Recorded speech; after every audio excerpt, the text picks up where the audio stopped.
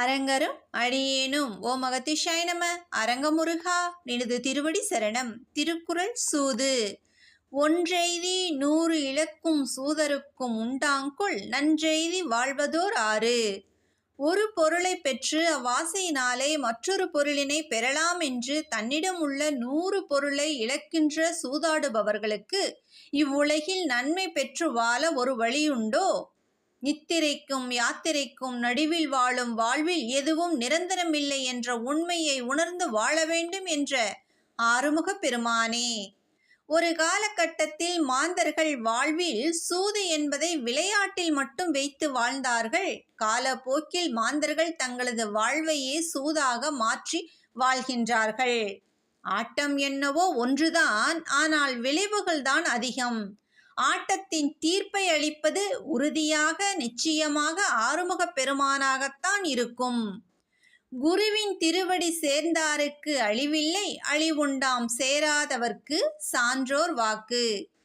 எதை அறிந்தால் எல்லாவித பயத்திலிருந்தும் மனிதன் விடுபடுவானோ அப்படிப்பட்ட தர்மத்தை அருளியவர்தான் ஆறுமுக அரங்கமகா தேசிகர். குரு எந்தெந்த வகையில் எல்லாம் தர்மத்தை கடைபிடித்தாரோ அத்தகைய தர்மத்தை செவியால் கேட்டாலும் படித்தாலும் கடைபிடித்தாலும் அந்த வினாடியிலேயே மனிதன் புனிதமாகி விடுவான். எத்தகைய அடியார்களையும் கைவிடாத குருவாக வந்த இறைவனுடைய திருவடிகளை பற்றி கொண்டு குருவிடம் பூரண சரணாகதி அடைந்து விட வேண்டும்.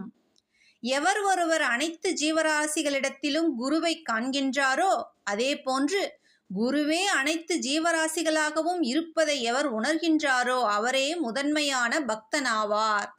இறைவனால் படைக்கப்பட்ட உலகப் பொருள்களில் நான், என்னுடையது, எனது என்று பற்றுற்று கொள்பவர்கள் மாயை என்னும் துயரக் கடலிலிருந்து விடுபடுவதில்லை.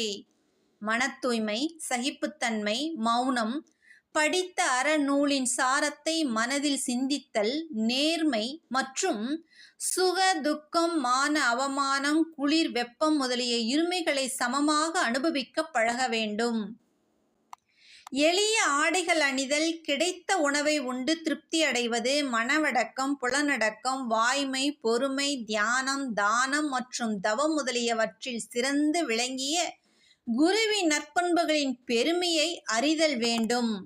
செய்யும் தர்ம பலனில் பற்றில்லாமலும் குகார்ப்பணமாக செய்யப்படும் தர்ம செயல்களால் உயர்ந்து நின்றவர் நமது ஓங்கார குடிலாசான். அவரது தவத்தையும் பேராற்றலையும் வெறும் சொல்லால் விவரித்து கூற இயலாது.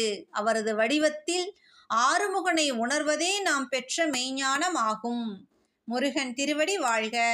குருவின் அருளோடு பணிவான காலை வணக்கம்.